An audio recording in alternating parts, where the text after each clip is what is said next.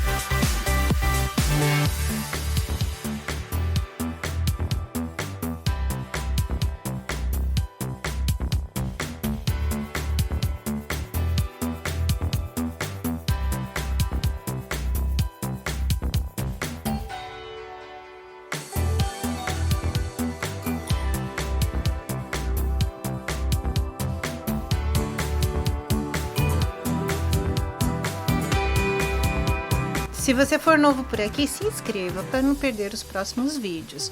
Curta e compartilhe com seus amigos. Obrigado por ter assistido e até o próximo vídeo.